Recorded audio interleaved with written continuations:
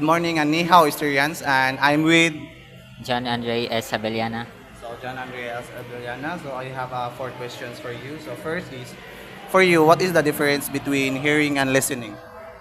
Listening is when you focus and trying to understand what other people are trying to talk about or discuss, while hearing is when you hear someone talking, but you're not really you're not really paying attention. Very good. So second question is, can you give us a situation where you listen to someone?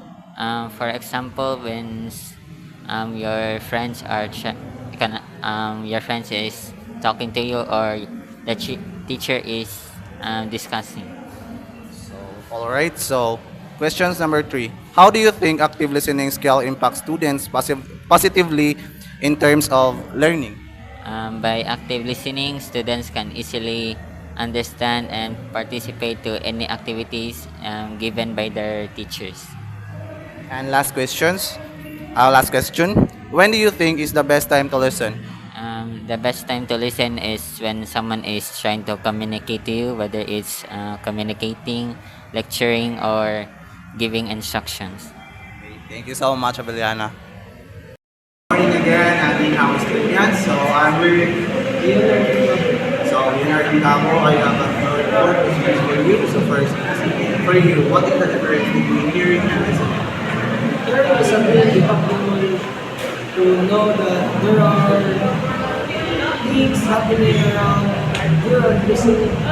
You are listening is actively giving full attention to someone who's presenting or speaking. Okay, alright. So second question. Can you give us a situation where you listen to someone? My mother used to scold me when I go home late or when I don't give her any update. Honestly, it was irritating, but I still listened to her reminders. Then, kidnapping was another incident. We're all partners. Then, realization is I'm just happy that I still listen to what she's saying. Okay, alright. So questions number three. How do you think active listening skill impacts students positively in terms of learning? It will help them discover things about their self. They will know whether they're good in a specific category or not. Okay, so last question. When do you think is the best time to listen? When your parents is asking you to listen. Okay, thank you so much for your time. Ni hao, Mr. Nias, and I'm with Alfonso Ligastino. So I have four questions for you, Ligastino. So first is, for you, what is the difference between listening and hearing? Hearing is a sense that we naturally have and make us comprehend, while listening is being alert and help us assimilate. So question number two, can you give us a situation where you listen to someone? I have a friend who doesn't like her father. She doesn't even want to be mentioned in anything. I couldn't understand why until we had it talk. Then from there I knew where the main head got from. So question number three, how do you think active listening skill impacts student positivity in terms of learning? It will help them discover things about themselves. They will know where they're good and positive. Okay, and last question, when do you think is the best time to listen? When there's people present in front of you. Okay, thank you so much, Ligastino. Ni hao, Estudiants, and I'm with I'm John Smith. Okay, John Smith. I have four questions for you. So first question is, what is the what is the difference between hearing and listening? Hearing is it us perceive sound while listening let us understand. Okay, good.